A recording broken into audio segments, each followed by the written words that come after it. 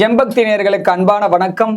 நம்ம வாரம் தொடர்ச்சியாகவே சிவனடியார்களையும் சிவ சிந்தனை உடையவர்களையும் அழைச்சிட்டு வந்து அவங்களோட கேள்விகளை நிறைய கேட்டுட்டே இருக்கோம். நம்ம இன்னைக்கு சொற்பொழிவாளர் ராதிகாவை அழைச்சிட்டு வந்திருக்கோம். அவங்க கிட்ட இருந்து அவங்களுடைய பதில்களை நம்ம பார்க்க போறோம். சிவாய நம்ம திருச்சிற்றம்பலம். நம சிவாயம். தென்னாட்டுடைய சிவனே போற்றி, எந்நாட்டவர்க்கும் இறைவா போற்றி, திருக்கழுக்குன்றில் செல்வா போற்றி, பொறுப்பமர் பூவனத்து அரணே போற்றி. சிவா, இன்னைக்கு வந்து இந்த வயதிலேயே நீங்கள் வந்து சிவத்திலோடைய ஆழமான ஒரு சிந்தனையில் நீங்கள் இருந்துட்டு இருக்கீங்க. அடுத்து என்னன்னா, சிவ சிந்தனையில் நீங்கள் அதே எல்லாரும் கொண்டு போய் சேர்க்கணும், எல்லாரும் சிவ சிந்தனைக்குள்ளே வரணும், ஒரு சிவ வழிபாடு எல்லாரும் செய்யணும் இப்படின்ற நீங்கள் ஒரு சொற்பொழிவு நீங்கள் செஞ்சுட்டு வரீங்க. நீங்கள் வந்து இந்த திருவாசகன்ற நூல் உங்களுக்கு ரொம்ப பிடிக்கும்னு சொல்லிடுறீங்க. அதில் ஒரு பெரிய நாட்டம் இருக்குது. அந்த திருவாசகம் முதல்ல உங்களுக்கு நாட்டம் வர காரணம் என்ன? நாட்டம் என்னன்னா, திருவாசகம் அப்படின்றது வந்து 8ஆம் திருமுறை, அதாவது 12 திருமுறையில் 8வது திருமுறையாக இருக்கக்கூடியது திருவாசகம். அடுத்து திருக்கோவையார் இருக்கும். இந்த திருவாசகம் என்ற நூல் வந்து மாணிக்கவாசக பெருமான் சொல்ல சொல்ல சிவபெருமானே தன்னுடைய கைப்பட எழுதிய நூல் எதுனா திருவாசகம். இந்த திருவாசகத்தை இன்னைக்கு பாமர மக்களுக்கும் போய் சேரணும் அப்படின்ற வகையில் இன்னைக்கு கூட மிக அருமையாக திருவாசக முற்றோதுதல் யார் பண்ணிட்டு இருக்காங்க அப்படின்னா, சிவ தாமோதரன் ஐயா பண்ணிட்டு இருக்காரு. என்னுடைய பார்வையில் நான் எப்படி பார்க்குறேன் அப்படின்னா, சிவபெருமான் வேறு, சிவ தாமோதரன் ஐயா வேறு என்றது இல்லை, இருவருமே ஒன்று. அப்படிதான் நான் பார்க்குறேன். ஏன்னா என்னுடைய இளமை காலம், அதாவது நான் சின்ன வயசுல இருந்தே, நான் ஒரு 4வது வகுப்புல இருந்தே வந்து நான் நாமம் தான் போடுவேன், வைணவம் தான். அதாவது எங்கள் குலம் வந்து சைவம். ஆனால் எனக்கு வந்து ஈடுபாடு வந்து எங்கள் ஊரில் பெருமாள் கோவில் அப்படின்னு ஒன்று இருக்குது, ஸ்ரீ கெங்கநாராயண பெருமாள் ஆலயம் அப்படின்னு இருக்குது. அங்கே வந்து பஜனைகள்லாம் பாடுவாங்க. எனக்கு வந்து பஜனைனா ரொம்ப பிடிக்கும். சின்ன வயசுல இருந்து ரொம்ப பஜனைலாம் அதிகமாக பாடவே நானும் ஒரு நாள் வந்து வாய்ப்புகள் கேட்டேன். இந்த மாதிரி நானும் பாடணுங்க ஐயா அப்படின்னு கேட்டதுக்கு, இது பெருமாள் கோவில், பெருமாள் பாடல் தான் பாடணும் அப்படின்னு சொன்னாங்க. அப்போ ஒரு புத்தகம்லாம் கொடுத்தாங்க. அது எல்லாமே பெருமாள் பாடல்களாக இருந்தது. ரொம்ப நல்லா இருக்கே அப்படின்னு நான் அதை ரொம்ப விரும்பி படிக்க ஆரம்பித்தேன். அதுக்கப்புறமா வந்து என்னுடைய பாட்டி, என்னுடைய தாத்தா வந்து ஸ்ரீரங்கம், இந்த வைணவ ஸ்தலங்கள், அதாவது ஸ்ரீவில்லிபுத்தூர், ஸ்ரீ ராமானுஜர், இந்த மாதிரி நிறைய கோவில்களுக்கெல்லாம் போவாங்க. அங்கே பார்த்தோம்னா எல்லாருமே நாமம் தான் போட்டுட்டு இருந்தாங்க. எல்லாருமே நாமம் போட்டுட்டு இருந்ததை பார்த்துட்டு எனக்கும் அதில் ஒரு ஈடுபாடு வந்துச்சு. என்னடா இது, எல்லாருமே நாமம் போட்டுட்டு இருக்காங்க, எனக்கும் அதே மாதிரி போடணும் அப்படின்னு சொல்லிட்டு நான் அதே மாதிரி போட ஆரம்பித்தேன். 4ஆம் வகுப்பில் அன்னையில் இருந்து 12வது படிக்கிற வரைக்குமே வந்து நான் நாமம் தான் போட்டுட்டு இருந்தேன்.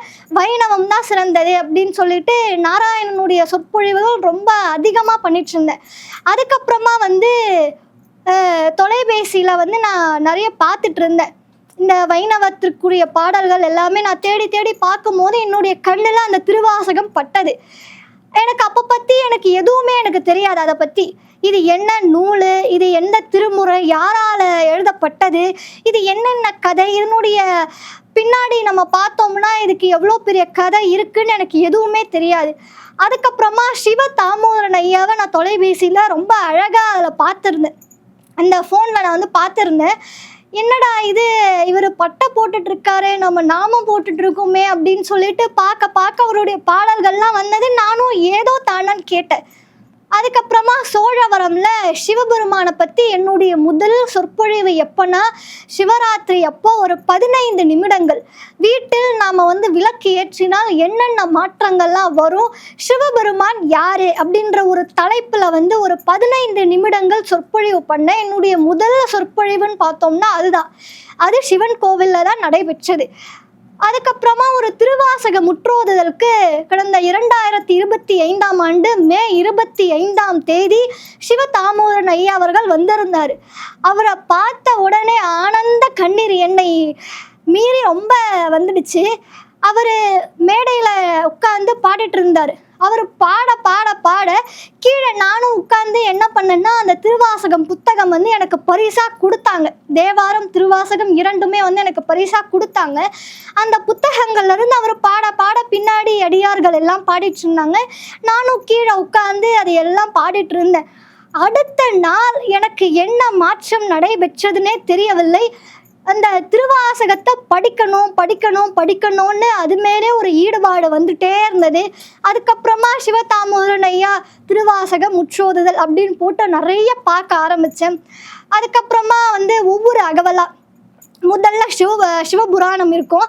அந்த சிவபுராணம்ல முதல்ல நான் என்ன நினைச்சேன்னா, இந்த சிவபுராணம் தான் மொத்தமாவே திருவாசகம், இது என்ன இவ்வளோ சின்னதா இருக்குன்னு நினைச்சேன்.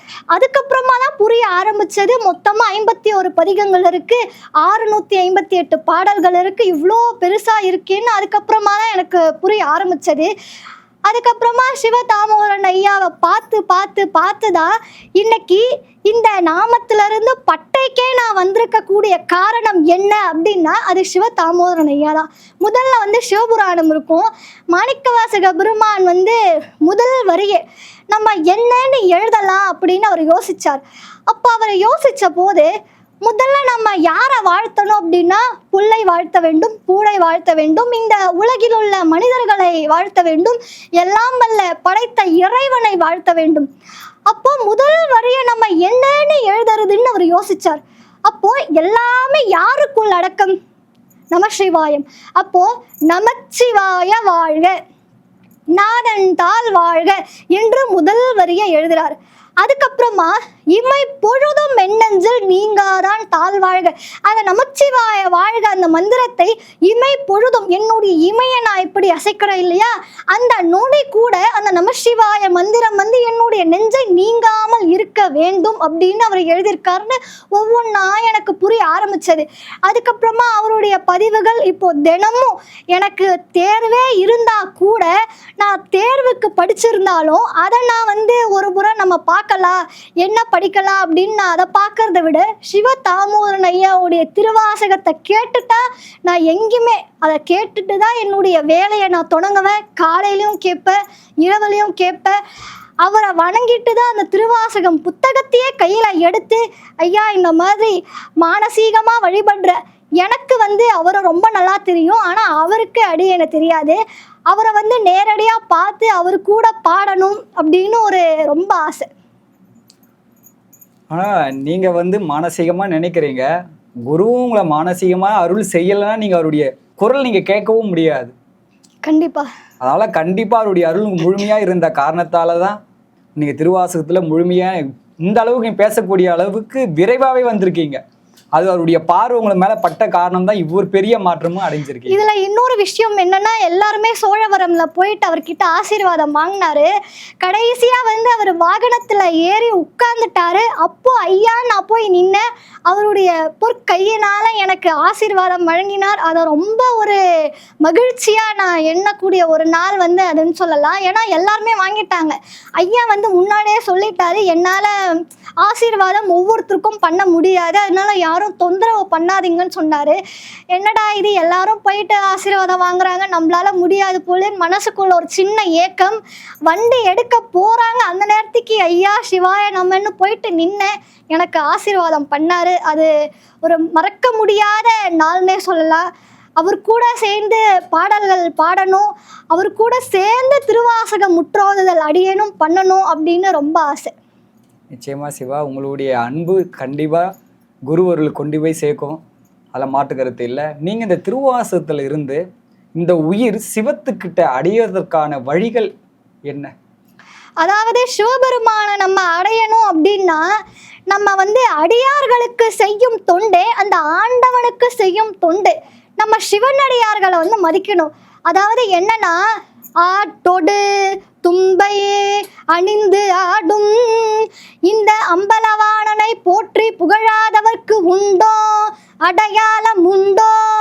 சிவத்தை வணங்காதவர்களுக்கு ஏதேனும் அடையாளம் உண்டோ? உண்டு. அவன் சோற்றாவி அற்று சுற்றுவதற்கு துணியும் மற்று கேட்டாலும் பிச்சை கிடைக்காமல் இருப்பார். அதாவது சிவத்தை வணங்காதவர்களுக்கு சோற்றாவி அற்று அவன் சுற்றுவதற்கு துணியும் அற்று கேட்டாலும் பிச்சை கிடைக்க கூடாத நிலையில தான் அவன் இருப்பான். அப்போ இந்த சிவபெருமானை அடையணும் அப்படின்னா மந்திரம் ஒன்றறியேன் மனை வாழ்க்கை புகுந்தடியேன். எனக்கு மந்திரம்லாம் எதுவும் தெரியாது. நான் எப்படி இந்த சிவபெருமானை உய்வடையறது அப்படின்னா, ஓம் நம சிவாய சிவாய நம ஓம், ஓம் நம சிவாய சிவாய நம ஓம், சிவாய நம ஓம், சிவாய நம ஓம், சிவாய நம ஓம், சிவாய நம ஓம், சிவ சிவ சிவ சிவ சிவ சிவ சிவ சிவ சிவ சிவ சிவ சிவ.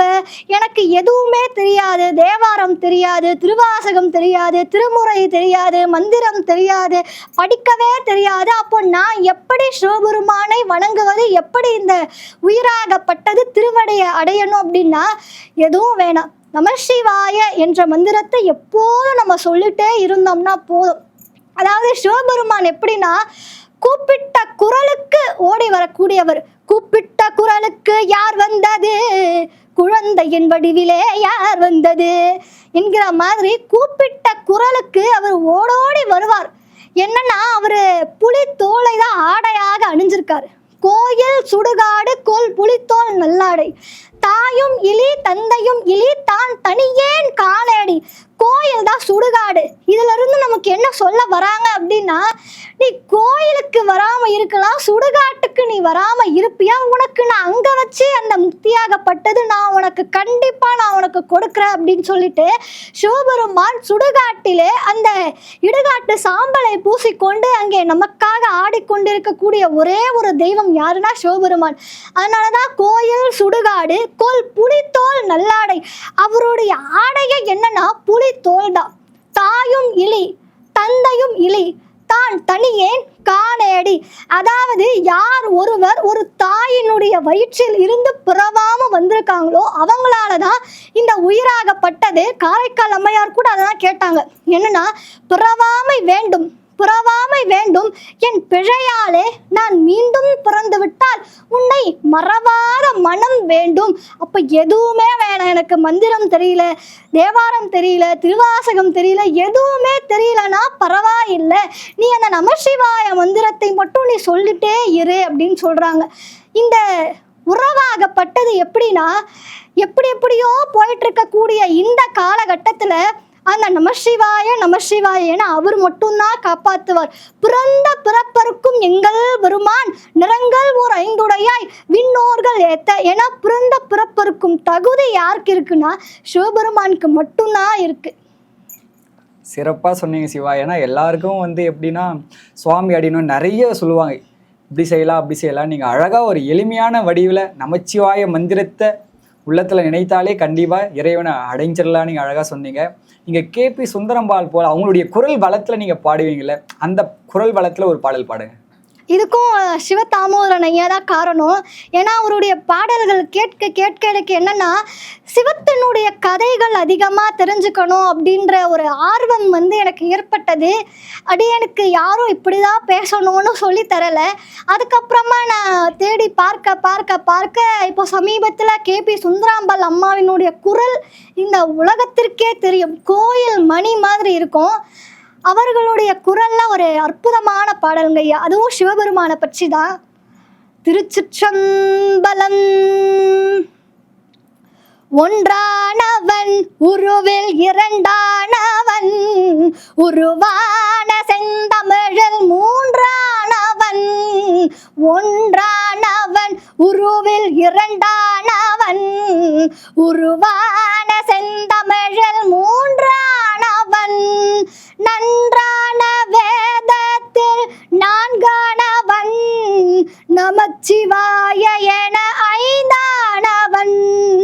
நன்றான வேதத்தில் நான்கானவன், நமச்சிவாய என ஐந்தானவன். இன்பச் சுவைகளுக்குள் ஆறானவன், இன்பச் சுவைகளுக்குள் ஆறானவன். இன்னிசை ஸ்வரங்களில் ஏழானவன், சித்திக்கும் பொருள்களில் எட்டானவன். சித்திக்கும் பொருள்களில் எட்டானவன் தித்திக்கோ நவரச வித்தானவன் தித்திக்கோ நவரச வித்தானவன் பத்தானவன் நெஞ்சில் பற்றானவன் பன்னிருகை வேலவனை பெற்றானவன் முற்றாதவன் மூல முதலானவன் முன்னைக்கும் பின்னைக்கும் நடுவானவன் முன்னைக்கும் பின்னைக்கும் நடுவானவன் ஆணாகி பெண்ணாகி நின்றானவன் அவையொன்றுதான் என்று சொன்னானவன் ஆணாகி பெண்ணாகி நின்றானவன் அவையொன்றுதான் என்று சொன்னானவன் தான் பாதி உமை பாதி கொண்டானவன் சரி பாதி பெண்மைக்கு தந்தானவன் தான் பாதி உமை பாதி கொண்டானவன் சரி பாதி உமையவளுக்கு தந்தானவன். சிறப்பாக பாடிட்டீங்க சிவா, நீங்கள் அழகாக பாடினீங்க. உங்களுடைய கருத்துக்களை ஜெம்பக்தி நேயர்களுக்கு கொடுத்ததுக்கு மிகவும் நன்றி. அடுத்தடுத்து நிச்சயமாக உங்களுடைய கருத்துக்களை இந்த ஜெம்பக்தி நேயர்களுக்கு நீங்கள் தொடர்ச்சியாக கொடுக்கணும்னு நான் வேண்டிக்கிறேன். சிவாய நம. திருச்சிற்றம்பலம். நம சிவாயம்.